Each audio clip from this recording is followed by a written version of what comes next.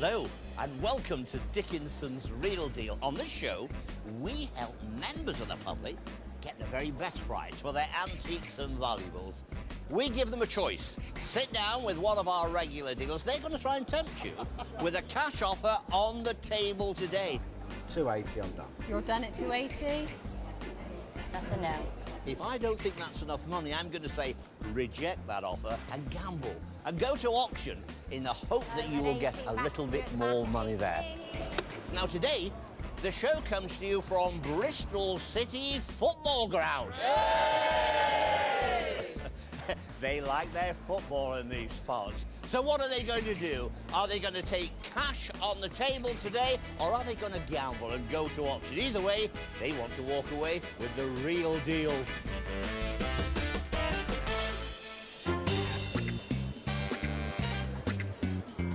For our first deal of the day, we're over to Mark Stevens' table, where seller Gilbert's hoping he's in with a fighting chance of walking away with good money. Well, Gilbert, you brought me a lovely sword here. I really want to know as much about it as you can possibly tell me. I was giving it in 1959. I was working in Newcastle in a building for a building company, and I was doing some alterations to a house, and they were going to chuck this out on the tip. And when I took it home, my wife said, "No, we're not having that. It's too old and dirty." You see?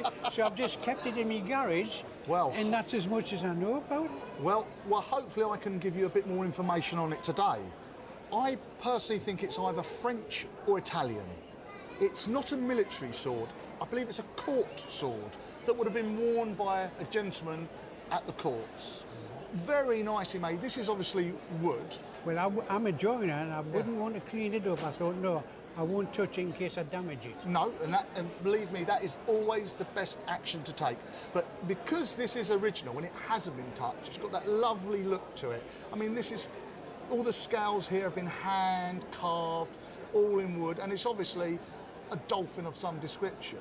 The blade is an early blade. I mean, I would say between 1760 and 1790.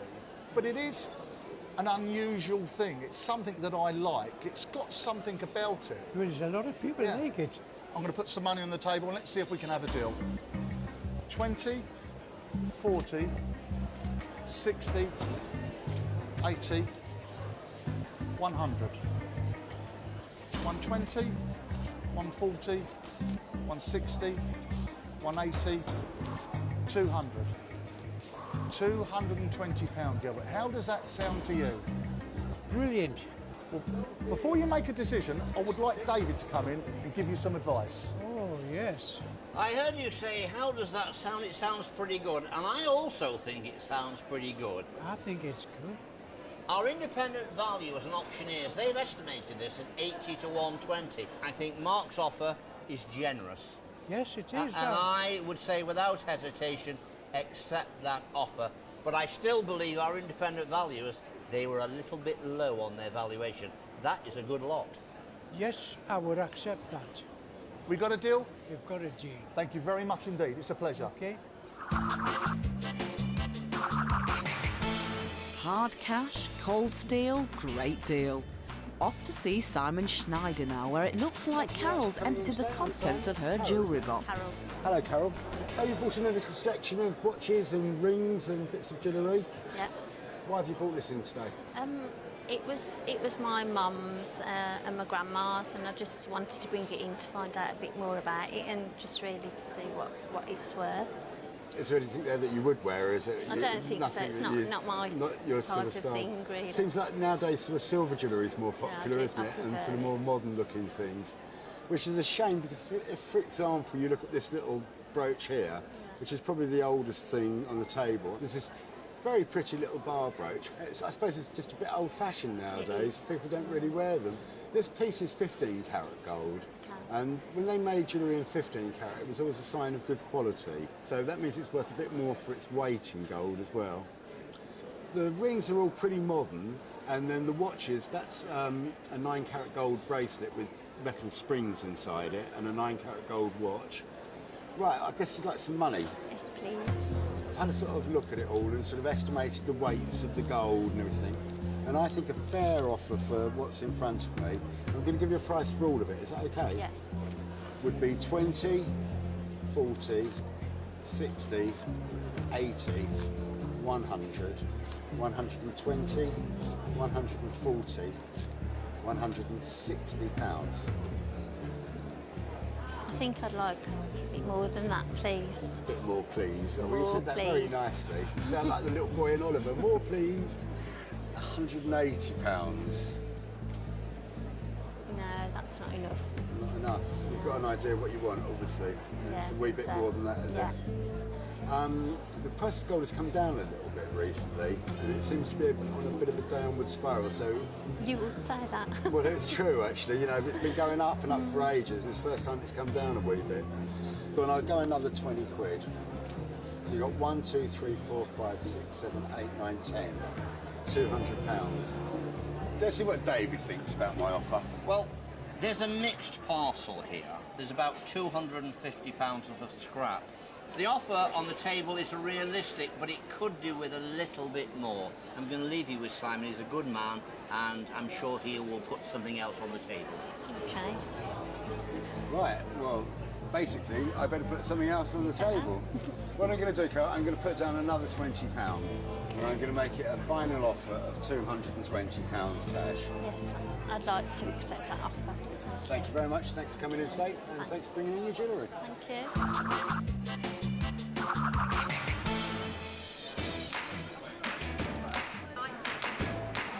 Now Lawrence has brought in something for Corrie Jeffrey which has made a big impression. Wow.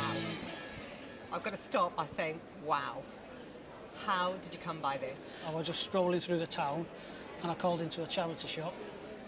This was just basically being put in the counter as I was walking in. I seen the bright colours which attracted me to it straight away. So I went over and had a closer look and bought it. Let's have a look at it. It's this beautiful, beautiful royal blue glass. I'm going to open it and you can see the colour of the glass inside. But what's so wonderful is the glass has been enamelled. So you've had a glaze applied and high-fired to give it this almost jewel-like set of colours. And you've got two exotic birds and blossoms. And it's been set in these metal mounts. So you've got little gilded metal feet. I mean, they're not bronze, they're just gilt metal. Okay. And a little lock. And at the side here, you've got two bobbles, and they've got little holes in them. I don't know if you can see. Yes. And there would have been a handle that went from one side to the other. And obviously, over the years, it's got lost. Now, personally, I think this is probably Austrian. I think it was made between 1850 and 1900. And I think it's charming, absolutely lovely. So why are you parting with it? Because me and my wife are going to Australia in February and we're going to use this or some money off it to help towards the fairs. So let's get started. 50. 100. 50. 200. I'm watching you closely. I'm watching the eyes and the hand. 250 on the table. Okay. Okay, he says, so cool. No, I think it's worth more than that. So we got 300, 350, 400, 20, 40, 60, 80. And I'm afraid that the loss of handles, a bit of rubbing, and the quality of the mount is making me feel that's a good offer. I think everything you said sums up what my feelings are too. I love the Bohemia glass. I think the decoration is superb. I think the metalwork makes it a more ordinary casket. I'm going to say the offer on the table is not a bad offer. It could do better with a good wind behind it in the right auction on the right day, but I can't guarantee you that's going to happen, so it's your call. Lawrence, we've got 480 on the table. So I'm going to put another 20 down, which is 500, which means you'd have to get 600 at auction. So can you not add any more to that? So if I put another, that's be 520 on the table. And that really is, I'm at the end now, so you're 520. I wanted more. I think I can get more. I think I'm going to take it to auction and take the gamble. Lawrence, I wish you the very best of luck. Thank you very much. And I have to ask you the crucial question. How much did you pay for it? £100. I think you did really well. It's a fabulous thing.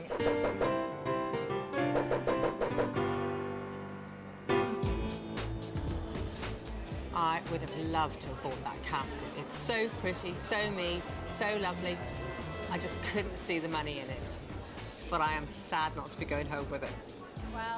Never mind, Corrie, you offered up a fair amount. Let's hope the gamble pays off for Lawrence. Were you impressed with that or not impressed with the 520? I was impressed, but I just decided to take the gamble and bring it to auction. You know, I think you did the right thing. Now, it's here in the sale room with a £600 to £800 estimate. It's worth every penny of that, and there's a reserve of £600. It's here now. Let's see if there is a buyer. It's worth the £600 to £800 without any question. We're ready on the phone, thank you. What should we say, 300? There's a telephone bidder just coming on the telephone. That's always a good sign. 400. Looking for 420 now. 420. 450 on the internet. 480.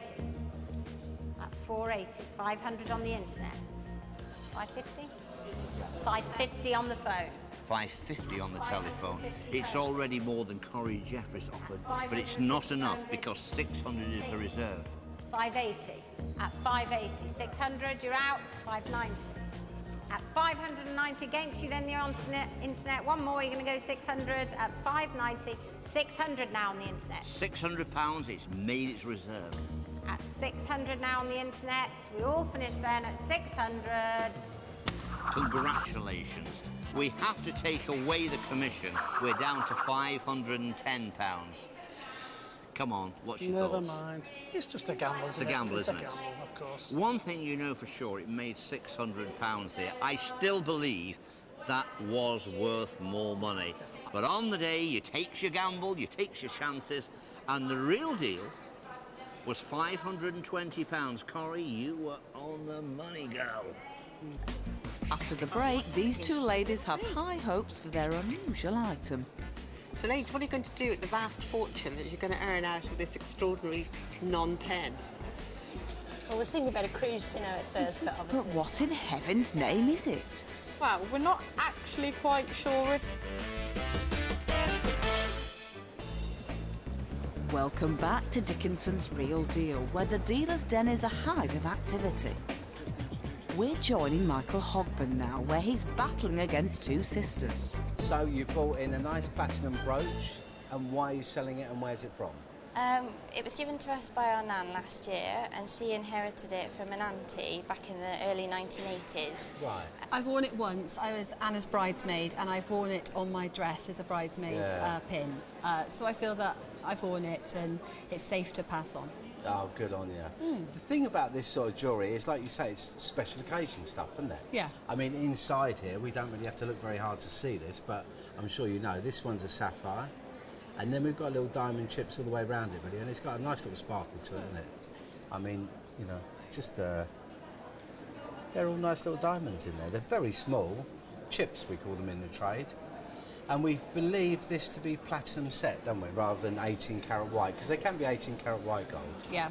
So, yeah, OK, I'm happy. I'm going to go £50, 100, 150, £200, 210, 220, 230. No, That was almost one yes and one no. No, it's a definite honestly, no. it's an absolute no.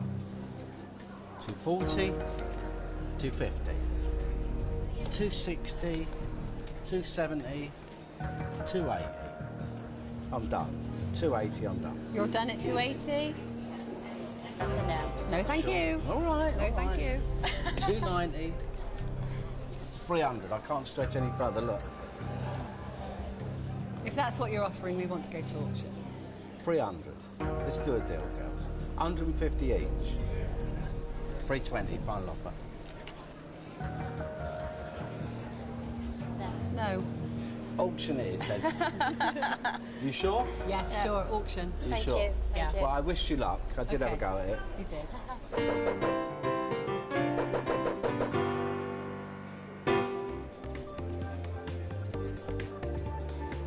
$320 was a strong bid on that. It's a nice item, but at $320, by the time you go to the auction and you put a 20% buyer's premium on top of that, you're looking at a £400 bid, really, to get that sort of money. I think they might have gone over the top on that. Well, Michael, let's hope for their sake you're wrong. Over to the Duke to see if he can do any better in the sale room. Back to you at the back at 18. It's coming up on a 350 to 450 estimation. Fingers crossed. What was Nan called? Joyce. OK, Joyce was Nan. She left this lovely item to Lucy and Anna. We're hoping to get it away here today. Are we going to do it, girls? Yes. Lots of interest here on the book. Must start the bidding at 200, 220, 240, 260, at 260 now, at 260, 280, 300, 320, 340, at 340. We're all done then at 340, at 340. Last chance then at 340. The gavel has just gone down at £340. Are you happy about that? Take away the commission, it's going to leave you about 280. Yeah, we're happy, aren't we? Happy? Yeah. OK. Both the girls are happy. Gran's brooches sold for a little bit less, but on the day, it was that cheeky Cockney character, Michael Hogburn. You, Michael, gave the real deal at 320 quid. We should have grabbed his money while we had the chance. Yeah. That was the real deal.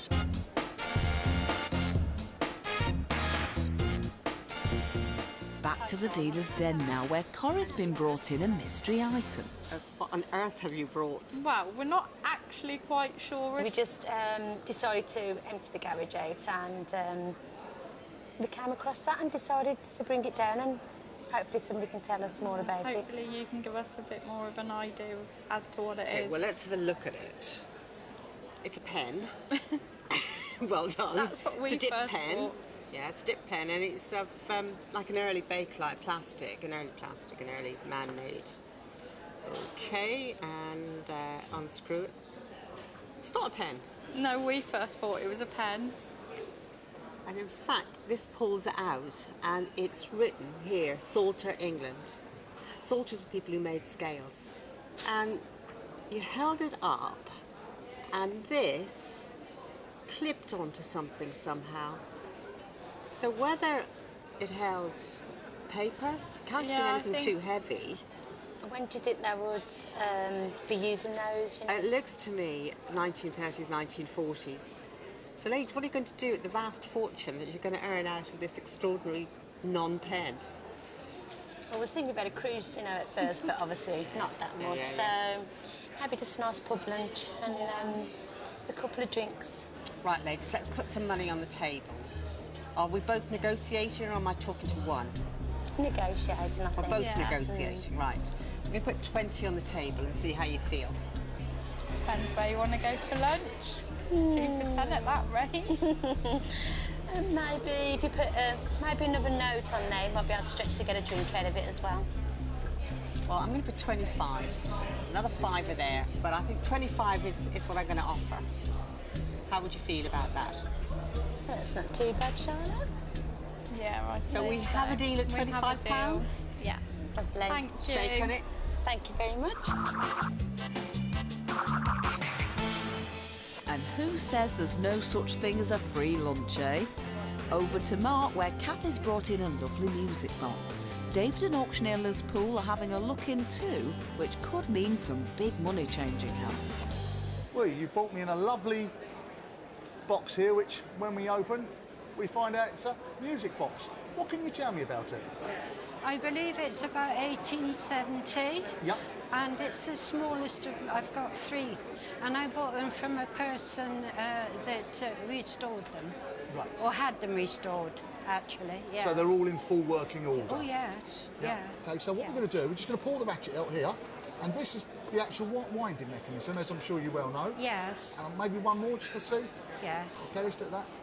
And I think it's good to give it a little spin, Yes. see what it sounds like. So let's move this across, just let me get up here, And can we pour this down here? Yes. There we go. Let's have a listen to this wonderful sound. You may have to open the lid to hear Should it. we That's better, isn't it?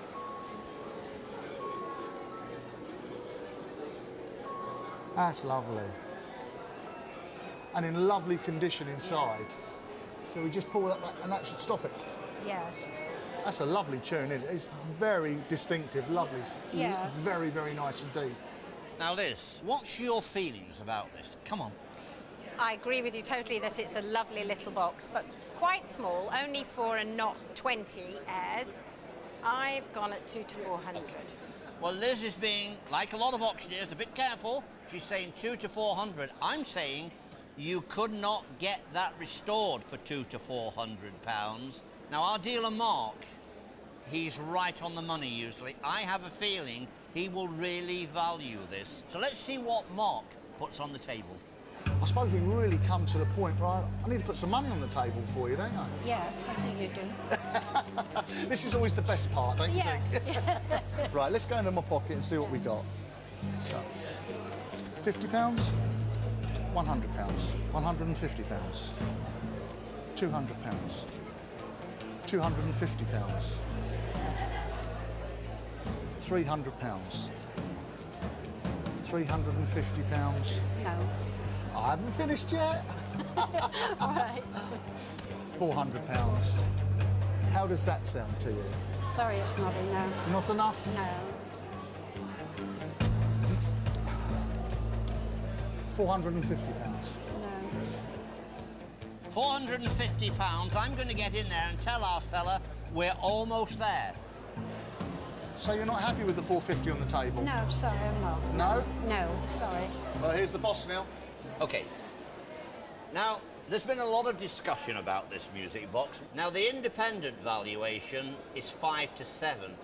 The auctioneer says, no, I don't see this at anything like that, 2 to 400 pounds.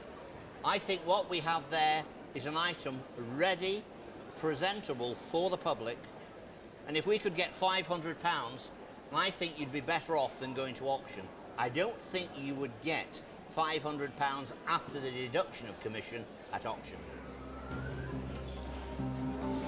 I'm prepared to put the other 50 down to make it the 500. Well, listening to what David's had to say, I think I will accept it. You sure? Are you happy with that? Yes, I will accept that. Thank you very much indeed. Thank you It's a very pleasure. much, Mark. Thank you. Coming up, David's working overtime in the sale room. So we need to sell this coffee set. But will his hard work pay off?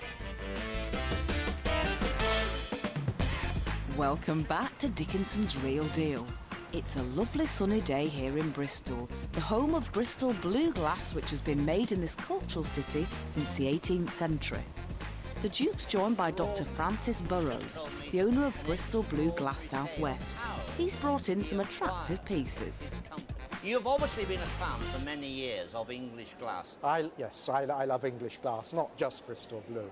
Now, we all know the name Bristol Blue Glass. What we want to know is, how is this blue glass created?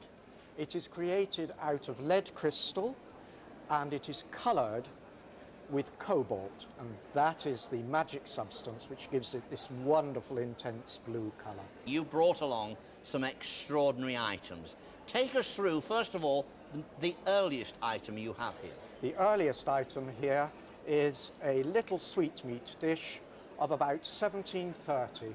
This is probably the earliest piece of cobalt Bristol blue glass that you're ever likely to handle. OK, let's have a look at these two decanters here. We have on this one Hollands, a type of gin, and on this one, of course, we have rum. Where do those date? Around the latter part of the 18th century, up to about 1800? Yes, something like that, 1780 to 1800. This Hollands one is actually signed by Isaac Jacobs, one of the most famous of the Bristol glass makers.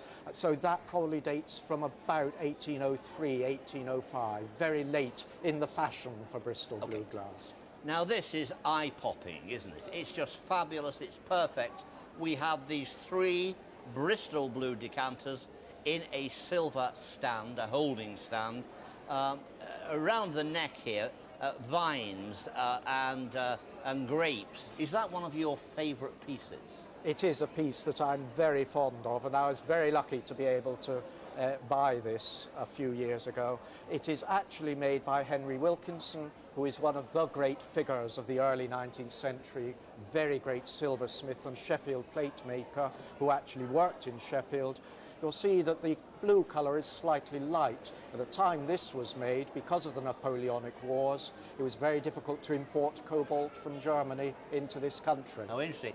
Now, bringing you up to the present time, you are still, as we speak, producing Bristol blue glass. We are. We fortunately have a worldwide market for it. Two items here. This one, first of all, very classical shaped decanter or ewer. How do you describe that for sale today? We call it our claret jug. That also has caught my eye. Now, that is one of your items you're producing today. Yes. What do you call that? We call that the Lady Vase. As you see, it has been engraved and then gilded with silver. Now, people at home will be thinking, I fancy going along there. I'd love to see the creation of this marvellous glass. Is it safe for young children to be brought along with families in an environment where you're blowing glass? Yes, we do welcome children, and we welcome adults if they're accompanied by a responsible child. Sounds like a great day out. Now, it's getting to that time in the afternoon where we could all do with a little pick-me-up. Can Edward help? So, Edward, you have brought in a little coffee set. I have. What can you tell me about this coffee set? When we was clearing out my mother-in-law's bungalow, it was in the cupboard. Right. And we'd never seen it before. Never seen it before? Not something you wanted to use yourself? No. I suppose it's sort of slightly unfashionable now. Not many people probably sit down and sort of use their best crockery, as it were. But this is quite a nice design, really. I guess it's from the 1950s. I believe it looks is. 50s. And it's a Norwegian company, is it not? It is, yeah. It's quite stylish. A bit on the plain side for me, but that sort of decoration is typical sort of 1950s or early 60s look, which is quite sort of popular, coming into sort of fashion again at the moment. What would you do with the money? That is, providing you've got any money for it. It would go towards our holiday fund. Right. Well, I'm going to make you an offer for your tea set today. I have to say, it's not something that I can see a great deal of value in. And I can't really think who I'd sell it to, which is why I'm a bit reluctant, but I would pay £25 for it. I was hoping for quite a bit more, really. Yes, I just can't see it myself, Edward. But I'll tell you what I'll do. I'll put down another £5 and I'll go to £30. Yeah, no, I think I'd like to probably send it to auction. I wish you all the best with it. Thank you for bringing it in. I'm sorry I can't be more help, Edward. Good luck with your tea set in auction, and thank you very much for coming in today. Thank you very much.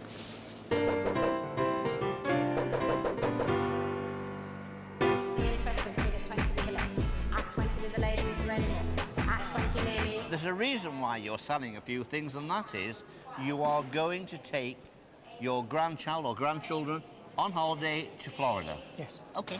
Fantastic holiday. You know where they're going to. It's a commercial name. I won't mention it on television, but nevertheless, you're going to have a fantastic time. So we need to sell this coffee set. Let's see what it brings. Here we are. There we are, showing on the stage, 1960s, very stylish coffee set. Lots of interest. Must start the bidding at 15, 18, 20 bid at 20, 22, 25, 28, 30 with the lady. At 30. At 30, we're just waiting for the internet at 30. 35.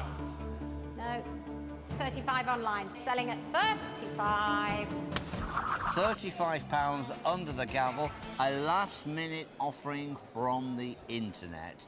We have some commission to take away, which is always a bit painful, but it's about 30 quid. What's the grandchildren's name? Ryan. Ryan? Ryan, going with Grandad to Florida. What a trip, what a lucky boy. That is the real deal. After the break, the temperature's rising at Mark's table. Oh, in a hot flush. We're not. Thank you, David. I need it. OK. But can he stand the heat? Well, Welcome back to Dickinson's Real Deal.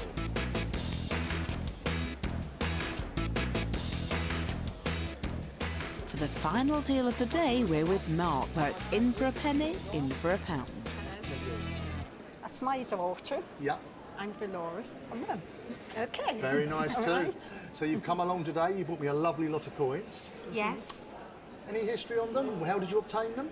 They belong to my stepdad, David, Right. and sadly he passed away 8 years ago, and it was very sudden, very unexpected, and took quite a long time really to come to terms with it. But we're 8 years on now, and I think it's time to just probably put things in order and start to move on. To be honest, Mark. He sounds a bit like my father. I mean, he loves coins. I love coins. Yeah. And I think what we do, we start with the 10 in the box here. Okay. Now, what we have is a variation of different monarchs on the dates of these sovereigns.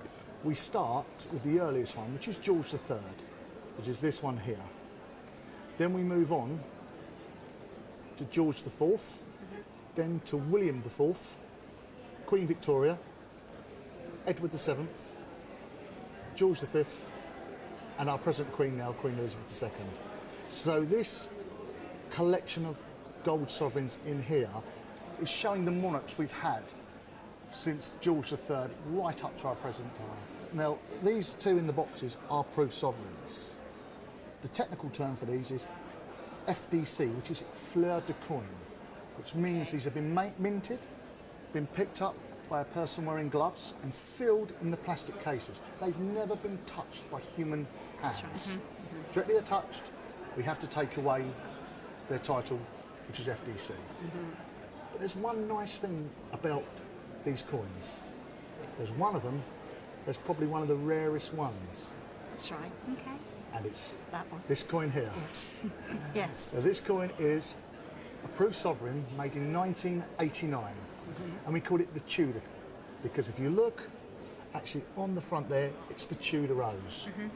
And that is, out of all the kind of modern series of gold-proof coins, this is the rarest date. This is the one the collectors want. They're a very, very nice lot. There are a lot that I would like to try and buy from you. Okay. So really, what do we do to get down to the point, really, about some money on the table? What do you ladies think? Yes, please. What colour do you like? I like it when it's got a 50 on it. You like the reds? Yeah, I really do. It's your lucky day. Look what I've got in my back pocket. Now it comes. Look, the reds. Let's start doing a bit of counting. Okay. Might take a little bit of time, but I'm sure that won't bother you. Okay. No. 50, 100, 150, 200, 250, 300. 350, 400, 450, 500, 550, 600, 650, 700, 750, 800, 850, 900, 50, 1,000. Just need a break there. Get my breath there. Oh, getting a hot flush. We're not. Thank you, David. I need it. Okay, get some more down. That's helped me a lot. That's good. Okay, so we've got 1,000 on the table there. Okay. Should we start again? Yes, please. 1050, 11, 1150, 12, 1250, 13, 1350, 14, 1450, 15, 1550, 16, 1650, 17, 1750, 18, 1850, 19, 1950, 2000. Okay. I'm not going to stop. break. A little break. Got to have a little break. Just need to get my composure. A little bit more on there. It's coming back. Keep going. I'm going. Okay. Right, where can I put the money? Put it here if you like. You won't run away with it, will you? Okay. 2050. 2100. 2150. 2002. 2250. 23. 2,350. 2,400. 2,450. I'm still looking. £2,500. Talk to me, ladies. I need some input. You need to take out another one. Well, I've come in here because I can give some input, and what I can say is, first of all, it's a pleasure, you know, to see a dealer on this show that doesn't mess about. Wants to buy nice goods, wants to pay a fair price. Now, we estimated these items very, very carefully. We have a jewellery expert on board, and she reckons that they are worth in total about £3,000 to sell, for a dealer to sell them. Now, any dealer's going to want to make a profit. I wouldn't have any hesitation in saying, thanks, Mark, I'll take that money home with me. There you are, ladies. Great bit of advice there. Okay. It is a really good bit of advice. I just wonder whether it just seems unfair that these aren't matched up a little bit the same, really. We could move them across. No, we could add some more. I'll tell you what I'm going to do Yeah. for you. I've listened to what David said, and I've listened, you know, it must be heartbreaking for Yes, you. And yeah. I really Yes. understand that. Yeah, yes. So there's 25 on the table Yeah. now. I'll tell you what I'm going to do. I'll have a quick look in here as a gesture from me to you, for you to go and buy something for yourself. There's another 50 there, and there's another 50 there. There's £2,600 there. That's my offer, ladies. I think it's a Thank fair you. offer, but I want you to be happy. That's very important to me. Thank you very much. Yes. Have we have a deal? Yeah, we have a deal. Thank you very much indeed. It's been a pleasure seeing you and having a deal. And Thank you very thank much. you so much. You're That's welcome. really great. Thank you. Thank you. That's really kind. What a great way to end the day here in Bristol. Our sellers have walked away with nearly £5,000 today. Lawrence came with a sugar casket which he bought in a charity shop. And I have to ask the crucial question, how much did you pay for it? £100. But Corrie couldn't offer enough to keep him from auction. I would have loved to have bought that casket. It's so pretty, so neat, so lovely. Lucky for Lawrence, there was a buyer for it in the sale room, making him a very sweet profit indeed. As for our dealers, they've offered up over £3,000 of their own cash. But have they been getting a good return? Simon sat down with Carol and her gold jewellery. He offered her a neat £220. I'd like to accept that offer. Thank you very much. Thanks for coming in today. Simon sold the jewellery on to a variety of different buyers, making him a nice little turnover. Mark paid Gilbert well over the odds for his sword. It's something that I like. It's got something about it. But after all that confidence, he's yet to find a buyer for it. He paid a fair whack for the music box. I am prepared to make it the 500. Yes, I would accept that. Thank you very much indeed. But luckily for him, sold it on to an American dealer just a few weeks later. That's lovely. That's music to my ears. And as the day drew to a close, Mark sat down with Nora and Dolores. After a gruelling battle, everybody went away happy. There's £2,600 there. That's my offer, ladies. I think it's a fair offer, but I want you to be happy. That's very important to me.